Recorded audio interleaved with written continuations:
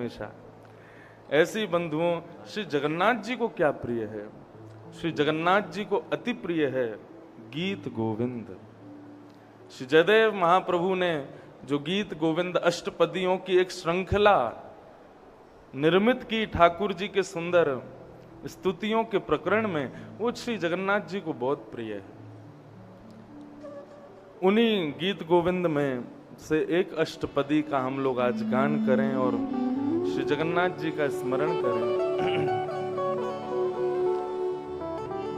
प्रेम और भाव से सब लोग, अगर आप लोग फोन यूज करते हो तो गीत गोविंद का श्रुत कमला कुछ मंडल आप लिखेंगे तो उसमें आ जाएगा। सब लोग मेरे साथ गाओ। ऐसा कहते हैं कि श्री जगन्नाथ भगवान जब कोई ये पद गाता है या गीत गोविंद का कोई भी अष्टपदी गाता है, जगन्नाथ प्रभु तो आते ही आते हैं। भक्तमाल जी में कहते हैं ता सुनवे राधा रमन अवस पधारे। जब कोई गीत गोविंद गाता है तो श्री राधा रमन लाल जी निश्चित आते हैं। अनेक भाव हैं गीत गोविंद के। अब एक बार गा लें हम अष्टपदी, फिर मैं कुछ बताऊंगा। सब लोग मेरे साथ श्री जगन्नाथ जी का स्मरण करो। बोलो जगन्नाथ महाप्रभु की जय। श्रित कमला कुच मंडल धृत कुंडल धृत कुंडल ललित कलित बनमाल जय जय देव हरे। हो ललित कलित बनमाल जय जय देव हरे। हो कलित ललित बनमाल जय जय देव हरे। कलित ललित बनमाल जय जय देव हरे। दिन मणि मंडल भवखंडन भवखंडन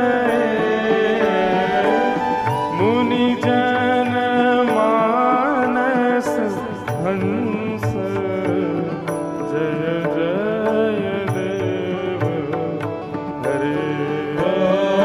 मुनि जन मानस हंस जय जय देव हरे। मुनि जन मानस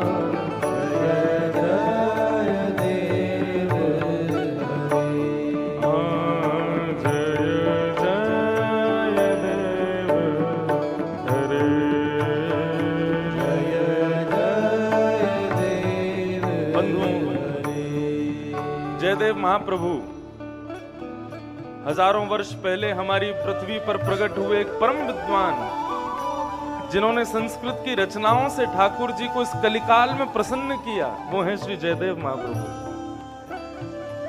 जब कभी भी जगन्नाथ जी का दर्शन करने जाते थे तो एक अष्टपदी लिख करके लेके जाते थे, और उस अष्टपदी में कुछ ना कुछ विशेष ठाकुर जी की लीला का रहस्य खोलते थे। कोई ठाकुर जी की लीला रहस्यमयी ना रह जाए, उसको अंकित किया श्री जयदेव महाप्रभु ने। ठाकुर जी ने ये लीला कैसे कर दी, ठाकुर जी की ऐसे लीला कैसे, वो सारे रहस्य खोले हैं जयदेव महाप्रभु ने। एक दिन जगन्नाथ भगवान इतने प्रसन्न हो गए, बोले मेरे सारे रहस्य जानते हो तुम? बोले हाँ प्रभु। बोले आज क्या लिख के लाए हो? तब उन्होंने ये पद सुनाया। तो इस पद का जब वो गान कर रहे थे, श्रुत कमला कुछ मंडल धृत कुंडल ए ललित कलित बनमाल, केवल यहां तक कहा था उन्होंने। श्री जयदेव महाप्रभु अधिकतर अपनी अष्टपदियों में ठाकुर जी का नाम बोलते हैं, या फिर जय जगदीश हरे ऐसा कहकर के पुकारते हैं। लेकिन आज जब श्री जयदेव महाप्रभु ने ये पद गाया, जगन्नाथ भगवान से रुका नहीं गया। उन्होंने एक पंक्ति पूरी गाई, दूसरी पंक्ति आधी गाई, तो आधी गाते श्री जगन्नाथ प्रभु कहने लगे जय जय देव हरे। हर बार कहते हो जय जगदीश हरे, आज हम कहते हैं जय जय देव हरे। तो इस पंक्ति में जो ये शब्द है ना, जय जय देव हरे, ये जयदेव महाप्रभु का नहीं है, ये जगन्नाथ भगवान गा रहे हैं, अपने भक्त से प्रसन्न होकर के गा रहे हैं। जय जय देव हरे, जय जय देव हरे। कमल दल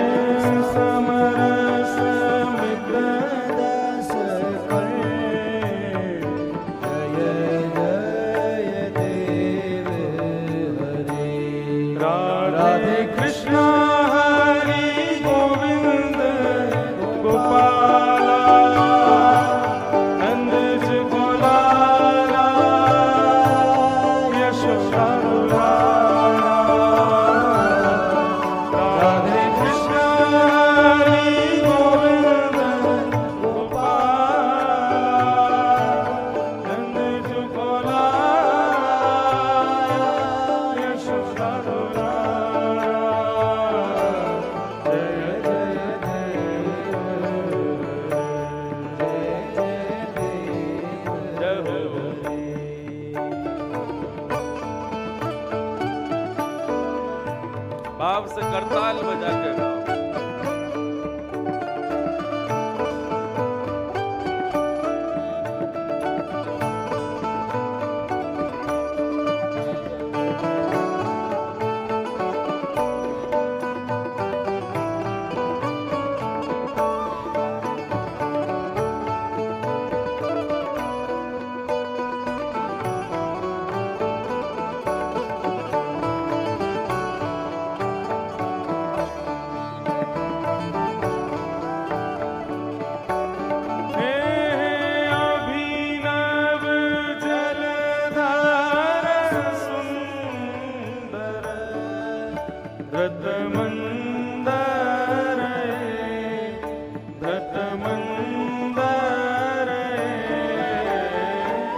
श्रीमुख चंद्र चकोर जय जय देव हरे। श्री राधा मुख चंद्र चकोर जय जय देव हरे। तव चरणे प्रणतावयम् इति भावये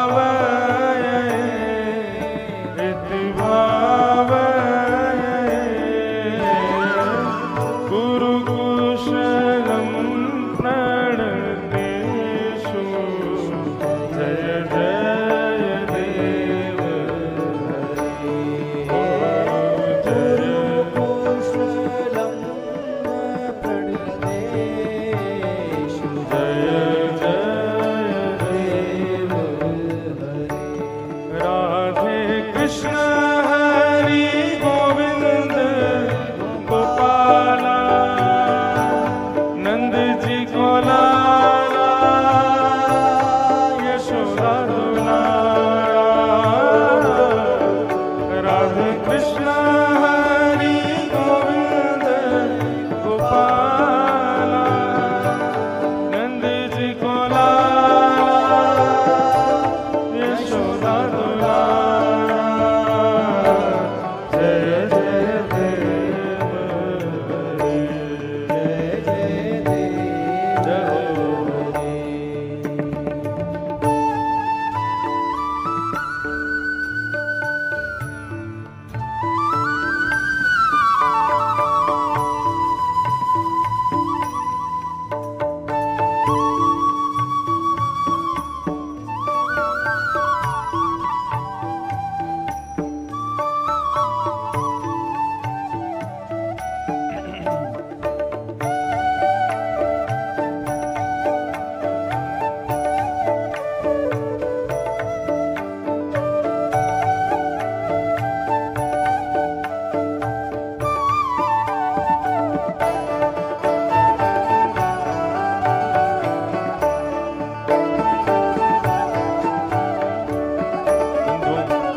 एक मुस्लिम मौलवी थे। एक दिन उनकी अच्छा बड़े विद्वान थे, संस्कृत जानते थे। एक बार एक हिंदू धर्मावली से उनकी भेंट हुई तो उन्होंने कहा कि मुझे आपकी संस्कृत भाषा बड़ी पसंद है, मुझे बहुत प्रिय लगती है, लेकिन मैं ऐसे धर्म से हूं कि वहां पर संस्कृत नहीं बोली जाती या उसको इतना सम्मान नहीं दिया जाता। लेकिन कभी कभी मुझे ऐसा लगता है कि संस्कृत भाषा में शायद इतनी ताकत है कि वो हमारे आका को, हमारे खुदा को प्रकट कर सके। क्या तुम्हारे भगवान दिख जाते हैं संस्कृत के संभाषण करने से? तब उनको किसी ने बताया, बोले यदि आपको हमारे ठाकुर जी का दर्शन करना है तो अपने नित्य क्रम में जयदेव महाप्रभु के गीत गोविंद का पाठ करना शुरू कर दो, तुमको ठाकुर जी दिख जाएंगे। तो वो अपनी नमाज अदा करने से पहले बैठ करके गीत गोविंद गाता था, नित्य गाता था। उसका भाव इतना मधुर था कि एक दिन वो क्या देखता है कि वो गीत गोविंद का पाठ कर रहा है और उसके घर के द्वार पर नन्हे से सांवरा सलोना एक बालक खड़ा होकर के उसको सुन रहा है। उसने कहा, तुम बालक कौन हो? बोले, जिसको तुम ये गा करके बुलाना चाह रहे हो मैं वही हूँ। बोले, अच्छा तुम हिंदुओं के भगवान हो क्या? बोले, हाँ मैं वही हूँ।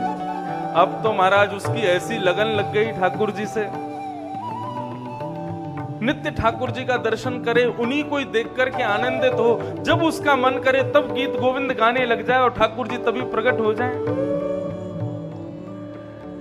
एक दिन ठाकुर जी से बोला कि प्रभु मैं सबके सामने गीत गोविंद गाता हूँ, आपको आने में असहजता होती है, कोई ऐसा समय बताओ जब मैं गीत गोविंद गाऊं और केवल मैं और आप हों। भगवान बोले, जब तुम रोज नमाज अदा करने के बाद में अपने घोड़े पर बैठ करके दफ्तर जाते हो ना, तो घोड़े पर बैठे बैठे गाया करो। तो बोले आप कब आओगे? बोले थोड़ा सा पीछे होके बैठा करूं, मैं तुम्हारे आगे घोड़े पे बैठ जाया करूंगा और तुम मेरे संग बैठ करके गा करके सीधे चला करना। और ठाकुर जी भी सामने मुंह करके नहीं बैठते थे, उस मौलवी की तरफ मुंह घुमा के, मानो जैसे एक बालक अपनी माँ से लिपट करके बैठता, ऐसे ठाकुर जी उसके संग बैठते घोड़े पर और वो गीत गोविंद गाता हुआ जाता। एक दिन वो जाने में लेट हो गया, उसको जल्दी होने लगी निकलने की। जैसे ही घोड़े पर बैठा, ठाकुर जी को आसन नहीं दिया और गीत गोविंद गाने लगा। जैसे ही गीत गोविंद गाना उसने प्रारंभ किया, आसन तो दिया नहीं था ठाकुर जी को, तो ठाकुर जी आए नहीं। लेकिन गीत गोविंद के प्रति ठाकुर जी का इतना स्नेह, इतना लगाव कि जब वो होश में आया, घोड़ा चलाते हुए उसने सामने देखा तो घोड़ा सीधा चल रहा था और ठाकुर जी उल्टे पांव भुजा ऊपर करके उससे गीत गोविंद सुनते हुए चल रहे हैं। इतना प्रेम करते हैं ठाकुर जी गीत गोविंद से। जगन्नाथ भगवान के रोज कपड़े फट जाते थे। पुजारियों ने एक दिन जगन्नाथ भगवान से कहा, मंदिर बंद करके, बोले आपके कपड़े रोज फट जाते हैं, आप कहाँ जाते हो? यहाँ कोई चूहा हुआ आ गया है क्या भीतर गर्भगृह में जो आपके कपड़े फाड़ देता है? भगवान बोले नहीं, चूहा तो नहीं आया है, तो फिर आपके कपड़े कैसे फट जाते हैं? जगन्नाथ भगवान बोले एक माली रहता है जगन्नाथपुरी में, उसकी बेटी जो है ना, उसको गीत गोविंद याद हो गया है। बोले अच्छा, तो बोले वो जब अपने बगीचे में जाती है पुष्प तोड़ने के लिए तो वहां बैठ करके गीत गोविंद गाती है, और जब वो गीत गोविंद गाती है तो मुझसे रुका नहीं जाता, मैं भाग करके जाता हूँ सुनने के लिए। अब पुष्प के बगीचे में कांटेदार पुष्प होते हैं, उनके नीचे कांटे लगे होते हैं, मैं बिना कांटों की परवाह किए उस बगीचे में घुस जाता हूँ, तो मेरे सारे कपड़े जो है उससे उलझ करके फट जाते हैं। मैं गीत गोविंद सुनने जाता हूँ। पुजारियों ने कहा भैया ऐसे तो ठाकुर जी के कितने सारे वस्त्र फट जाएंगे। तो फिर उस माली की बेटी को बुलवाया और बुलवा करके गर्भगृह में ठाकुर जी के समीप खड़े करके जब गीत गोविंद का पाठ करवाया तो श्री जगन्नाथ महाप्रभु जो ऐसे खड़े थे, दोनों भुजाएं उठा करके नृत्य करने लगे और नृत्य करते करते उस माली की बेटी को अपने आप में ही समाविष्ट कर दिया। इतना प्रेम करते हैं ठाकुर जी गीत गोविंद से। इसलिए बंधुओं, गीत गोविंद का पाठ और कुछ नहीं तो ये अष्टपदी जो है इसको आरती में भी गाया जाता है। चारों धामों में भारत में, चाहे बद्रीनाथ हो, चाहे द्वारिका हो, चाहे जगन्नाथ हो, चाहे रंगनाथ हो, चारों धामों में गीत गोविंद का पाठ सुने बिना ठाकुर जी सोते नहीं है। ये ठाकुर जी की लोरी भी है, ये ठाकुर जी को उठाने का भी मंत्र है। ठाकुर जी की इससे आरती कर दो, ठाकुर जी को इससे भोग लगा दो, सब स्वीकार कर लेते हैं यदि गीत गोविंद हो तो। इतना प्रेम करते हैं, ऐसा ये गीत गोविंद। जय जय देव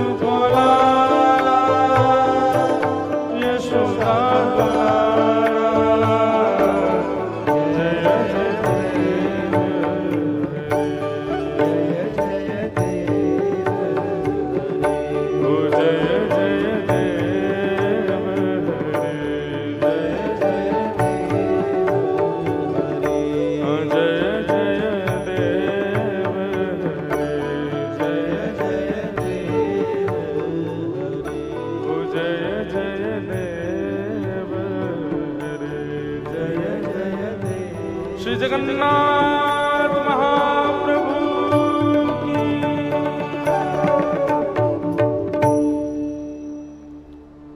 श्री वृंदावन बिहारी लाल की जय, श्री राधा रमण लाल की जय, श्री राधा वल्लभ लाल की जय, भागवत महापुराण की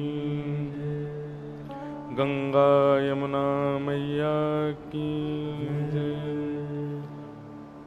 श्री नर्मदा मैया की जय, 84 कोस ब्रजमंडल धाम की, श्री गोवर्धन नाथ की, गिरिराज धरण की, श्याम सुंदर श्री यमुने महारानी की, देवादिदेव महादेव श्री महाकाल भगवान की,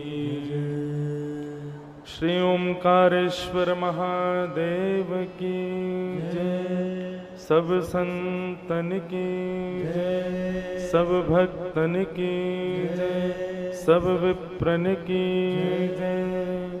ओम नमः पार्वती पतये हर हर महादेव।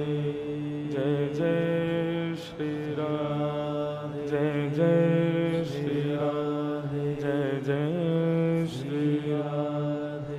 द्वारिका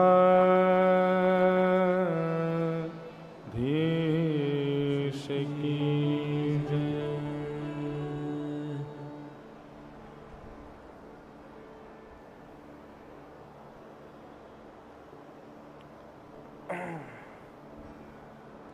परम मंगल में परात्पर अखिलेश्वर अकारण करुणा वरुणालय भक्त वांछा कल्पतरु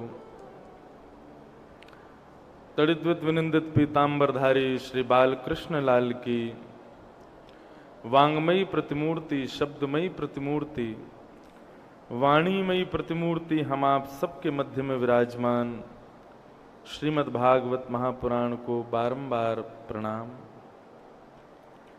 मंच पर विराजमान समस्त विप्रवृंद, समस्त गंधर्वजन एवं आप सभी श्रोता भाई बंधु मातृशक्ति, सबको मेरा बहुत बहुत जय श्री कृष्ण, जय सिया राम, जय श्रीमन नारायण।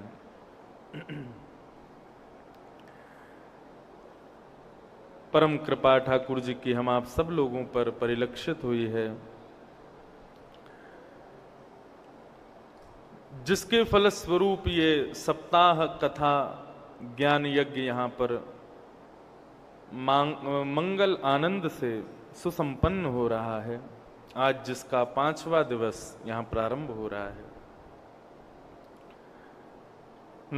नंदस्त्वात्मज उत्पन्ने जाता ह्लादो महामना, आहूय विप्रान वेद ज्ञान स्नातः सुचिरलंकृत। नंद बाबा के आत्मज हुआ है, नंद बाबा के यहाँ लाला भयो है। आत्मा वही जायते पुत्र, पुत्र के रूप में पिता की आत्मा ही जन्म लेती है। इसलिए कई बार पिता की अनुपस्थिति में किसी कार्य को संपादित करना हो, किसी क्रिया को संपादित करना हो, किसी पूजा विधान को संपादित करना हो, तो उनके बेटे को बैठा दिया जाता है और उससे वो पूर्ण माना जाता है। क्यों? क्योंकि पिता की आत्मा ही पुत्र के रूप में आती है। नंद बाबा के यहां उनके आत्मज का जन्म हुआ, कन्हैया का प्रादुर्भाव भयो है। पूरे ब्रजमंडल में इतना आनंद मन रहा है, इतने आनंद की हिलोरें उठ रही हैं कि 6 महीने ठाकुर जी के जन्मोत्सव में कब व्यतीत हो गए किसी को पता नहीं चला। बंधुओं, दुख का समय बहुत कम हो तो भी बहुत ज्यादा लगता है, लेकिन सुख का समय बहुत हो तब भी लगता है कि कितनी जल्दी निकल गया। और सुख से भी ज्यादा आनंद का समय वो और तीव्र गति से ऐसा लगता है कि मानो निकल रहा हो। इस कथा को 5 दिन हो गए आज, लेकिन ऐसा लग रहा है कल ही शुरू हुई थी क्या, परसों ही हम लोग सब मिले थे, परसों ही तो आए थे महाराज जी, परसों से ही तो सब शुरू ही हुआ था। अब विश्राम 2 ही दिन की कथा बची, कल और परसों। तो ये सुख का, आनंद का समय जो है ये बहुत जल्दी निकल जाता है। दुख का समय बहुत छोटा हो तो भी ऐसा लगता है ना जानो कितना धीरे घड़ी चल रही है, ऐसा अनुभव होता है। ठाकुर जी के जन्मोत्सव में सारे ब्रजवासी 6 महीने तक उत्सव मनाते रहे, लेकिन उनको पता ही नहीं चला कि अभी 6 महीने हो गए। जो जिसको देखता है उसी को देख करके उसके हाथ पकड़ करके उठा लेता है और नृत्य करने लग जाता है। बोले अरे भैया कहाँ भयो, काई को नृत्य कर रहे है? बोले तो को ना पतो? बोले ना पतो। बोले अरे नंद बाबा के लाला भयो है। जैसे ही वो अज्ञान अविज्ञ व्यक्ति जब सुनता कि नंद बाबा के लाला हुआ है, वो भी नृत्य करने लगता। इसीलिए तो कहते हैं नंद घर आनंद भयो। आनंद किसे कहते हैं बंधुओं? जब हमारा हृदय बेवजह नृत्य करे, हमारा हृदय बेवजह गाए, हमारा हृदय बेवजह प्रसन्न रहे, उसको आनंद कहते हैं। और ये आनंद ठाकुर जी से सम्मिलित वस्तुओं में ही प्राप्त होता है। संसार के ना तो किसी संबंध में, ना किसी भी प्रकार की व्यवस्था में ये सामर्थ्य है कि आपको बेवजह प्रसन्न कर सके। ये तो ठाकुर जी से सम्मिलित कोई लीला हो, ठाकुर जी से सम्मिलित कोई प्रसंग हो, उसमें बिना वजह के आनंद आता है, बिना वजह के खुशी होती है। कल यहां पर नंदोत्सव मनाया जा रहा था। कई लोग तो कहने पर नाच रहे थे, लेकिन कई लोग यही नहीं देख रहे थे कि कहां पांव जा रहे हैं, कहां गिर रहा हूं, किसको हाथ लग रहा है, केवल नाच रहे थे। वो आनंद है। जब आप ये भी विचार ना कर सको, इसी को कहते हैं देहाभिमान की शून्यता। ये हमारे सज्जन बैठे हैं आगे, कल ये बहुत जोर से नाच रहे थे ऐसा लग रहा था मानो कोई ब्रजवासी आ गया हो। ब्रजवाले ऐसे ही नाचते हैं। इसको कहते हैं देहाभिमान की शून्यता। हमारा देह अभिमानी है, इसलिए वो संभल कर चलता है, संभल कर देखता है, हमेशा अपना ख्याल रखता रहता है, कहीं मेरे आंखों का काजल तो नहीं बिगड़ गया है, कहीं मेरी मांग तो नहीं बिगड़ गई, मेरे बाल। मैं भी बार बार ऐसे करता रहता हूं। एक बार एक कथा थी, तो एक बालक आया मेरे पास, महाराज जी मुझे क्वेश्चन करने आपसे। मैंने कहा आओ। उसने बहुत सारे सवाल पूछे, सबका जवाब दिया। बोले लास्ट वाला क्वेश्चन थोड़ा सा ऑकवर्ड है। मैंने कहा क्या है बताओ। आप अपने बालों पे हाथ क्यों फेरते रहते हो? मैंने कहा ये कोई क्वेश्चन है भाई? अब वो नहीं टिकते, बार बार आगे आते हैं और मुझे थोड़ा रहता है, इसलिए करते रहते हैं। मैंने कि हमें भी तो स्मार्ट दिखना है, इतने लोग दिख रहे हैं। हाँ तुम सब सज धज के आओ, हम तो वही सफेद धोती, सफेद बगलबंदी, थोड़े बहुत कलरफुल पटके पहन लेते हैं, बाल भी नहीं संभाले, उसमें भी दिक्कत। महाराज जी स्टाइल मारते हैं मंच पे बैठ के, बाल सेट करते हैं। देहाभिमान की शून्यता। जब आपका देह अपनी व्यवस्थाएं भूल जाता है, अपने मुझे कहां संभलना है ये भी जब भूल जाए, ये तब होता है जब हृदय में आनंद होता है। कई बार होता है जब घर में किसी की शादी होती है, घर में बालक का जन्मदिन होता है, तब थोड़ा बहुत ऐसा होता है, माँ भूल जाती है, अरे मेरा चश्मा कहाँ है, चश्मा कहाँ है, चश्मा सिर पे ही लगा है। अरे तुमने चश्मा सिर पे ही तो रखा है, अरे मैं तो भूल ही गई थी। बहुत खुशी जब होती है तब ऐसा होता है, हमारा देह अभिमान भूल जाता है, हम शून्य हो जाते। ठाकुर जी के उत्सव में भक्त को ऐसा ही होना चाहिए। वो ये विचार ना करे कि पीछे वाला क्या सोच रहा होगा, बगल वाला क्या सोच रहा होगा, मैं ठीक तो लग रहा हूँगा, मेरे कहीं मुखमंडल की आकृति तो नहीं बिगड़ रही होगी, लोग देखेंगे तो क्या कहेंगे। ये सब भाव यदि आ रहे हैं तो तुमने उत्सव मनाया ही नहीं है। उत्सव में तो सब भूल जाते, ठाकुर जी बस याद रहते हैं। ऐसा ही उत्सव एक एक ब्रजवासी ऐसा ही हो गया वृंदावन में जब ठाकुर जी का जन्म हुआ। एक 95 की अम्मा आई, उसके एक भी दांत नहीं था मुंह में। पूज्य पिताजी सुनाते हैं, तो हमारे यहाँ जैसे आप क्या बोलते हैं क्या हुआ है, हमारी ब्रजभाषा में बोलते हैं कहा भयो है। तो उस मैया ने देखा कि महाराज ग्वाल बाल माखन मिश्री के गोला बना बना करके एक दूसरे पर फेंक रहे हैं। ऐसे ही आनंद मनता है ब्रज में। आपके यहाँ होली पर ऐसे गुलाल लगाते हैं, हमारे यहाँ जब तक ये छिल ना जाए तब तक गुलाल रगड़ते हैं। व्यक्ति की पहचान दूर हो जाए ऐसा उत्सव करते हैं हमारे ब्रज में। मैया ने पूछी कहां भयो है, तो जो माखन मिश्री के बड़े बड़े गोला बना करके एक दूसरे में मार रहे थे, तो जैसे वो 95 की अम्मा आई तो एक ब्रजवासी ने वो गोला बनाया माखन मिश्री को और तक करके जैसे ही मारो तो बिना दांत के वहां के मुंह में जाते गम से ही पेट में चलोगो, नॉन स्टॉप, रुका भी नहीं। अपनी जीभ से होटन को चाट करके मैया बोले अरे भैया कहा भयो है, काय को इतनी माखन मिश्री लुटाई जा रही है।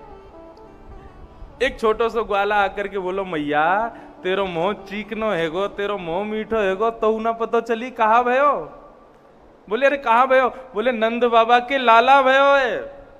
अब तो मैया नाचन लगी, जैसे ही वाने सुनी नंद बाबा के लाला भयो है। ए विधाता ऐसे लाला तो रोज ही होए करे हमारे ब्रज में, रोज ही आनंद होए करे। हो जुग जुग जीवेरी यशोदा मैया तेरो ललना, जुग जुग जीवेरी यशोदा मैया तेरो ललना, जुग जुग जीवेरी यशोदा मैया तेरो ललना, जुग जुग जीवेरी यशोदा मैया तेरो ललना।